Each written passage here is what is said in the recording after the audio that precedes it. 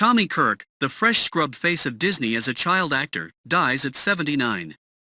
Tommy Kirk, whose prolific work as a child actor included classic movies such as Old Yeller, The Shaggy Dog and Swiss Family Robinson, has died at age 79.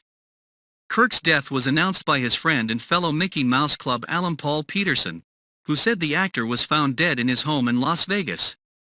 Generations of children, and more than a few adults, cried along with Kirk when his character Travis Coates tearfully pulled the trigger to end his beloved dog's life in Old Yeller in 1957. Audiences also marveled at Kirk's predicament in The Shaggy Dog, when he kept morphing between a teen and a canine. And in 1964, he portrayed a gifted college student with a knack for wacky mental experiments in The Misadventures of Merlin Jones. Kirk's meteoric career took off in the 1950s, when his irrepressible grin and fresh-scrubbed appeal landed him a movie contract with Walt Disney in roles such as Joe Hardy on the Hardy Boys TV mystery series. But Kirk was abruptly dropped by Disney in the mid-1960s. He said later that studio executives had become aware of his homosexuality. Tommy was gay and estranged from what remains of his blood family, Peterson said as he announced Kirk's death on the Facebook page for the child actors advocacy group A Minor Consideration.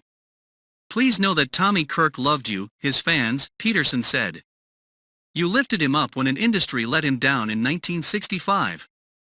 He was not bitter. His church comforted him." Kirk starred alongside Annette Funicello, Fred MacMurray and other stars of the day in films such as The Absent-Minded Professor and Babes in Toyland. But his career cratered after his exit from the studio. In a widely cited 1993 interview with Film Facts magazine, Kirk described his teenage years when he was Disney's family-friendly young star who was also coming to terms with his sexuality in a closeted environment as desperately unhappy. "When I was about 17 or 18 years old, I finally admitted to myself that I wasn't going to change," Kirk said in that interview, according to the Stonewall Society website. "I didn't know what the consequences would be, but I had the definite feeling that this was going to wreck my Disney career, and maybe my whole acting career.